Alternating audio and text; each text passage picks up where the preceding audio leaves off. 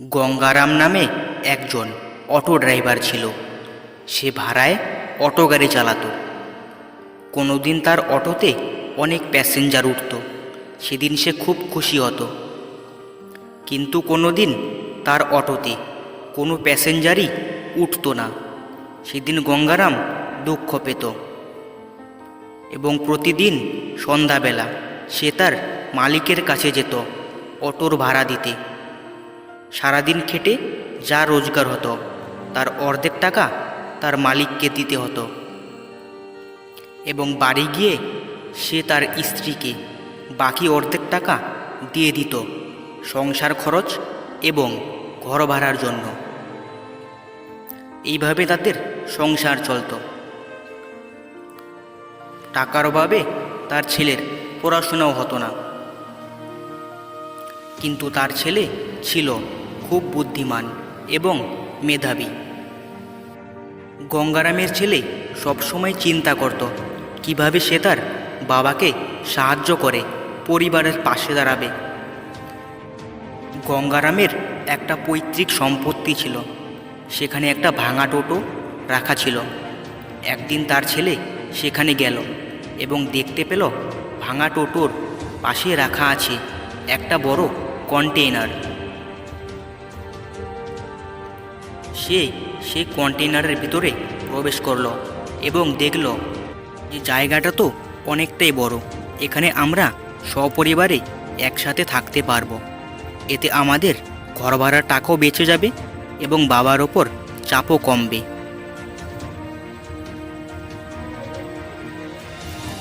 সে বাড়ি গিয়ে তার বাবা এবং মাকে তার এই প্ল্যানের কথা বলল। তার বাবা ভাবতে লাগলো এবং বলল, প্ল্যানটা তো ভালোই, কিন্তু এটা কিভাবে সম্ভব? সে বলল, বাবা তুমি চিন্তা করো না, আমরা তোমাকে সাহায্য করব। তুমি কালই মিস্ত্রি ডেকে কাজ শুরু করে দাও। ছেলের কথায় সাহস পেয়ে গঙ্গারাম পরদিনই একজন মিস্ত্রিকে ডেকে নিয়ে আসলো এবং তারপর থেকেই তারা শুরু করে দিল অটোরিকশার ঘর তৈরি করা। ধীরে ধীরে জানলা দরজা তৈরি করা হলো।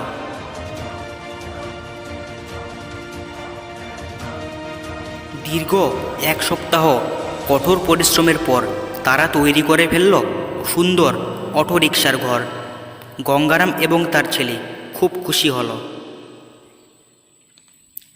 তার পরের দিন গঙ্গারাম তার ছেলে এবং সন্তানকে নিয়ে সপরিবারে সেই ঘরে থাকার জন্য চলে গেল।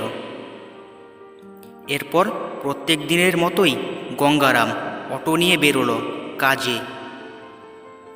সেদিন সন্ধ্যাবেলায় খুব তাড়াতাড়ি সে তার মালিককে পাওনা টাকা দিতে যায় এবং মালিক তা দেখে অবাক হয়ে যায় এবং গঙ্গারামকে বলে, আজকে কি তুমি অনেক প্যাসেঞ্জার পেয়েছো?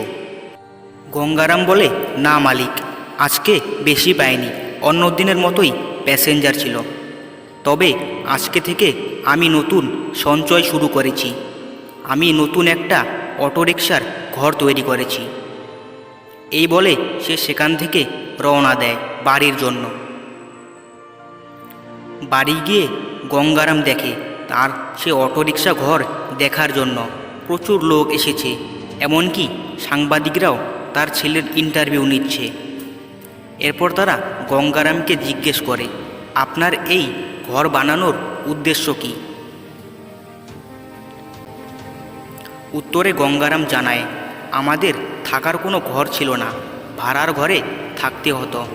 তাই আমার ছেলের বুদ্ধিমতো আমরা এই অটোরিকশা ঘর তৈরি করেছি।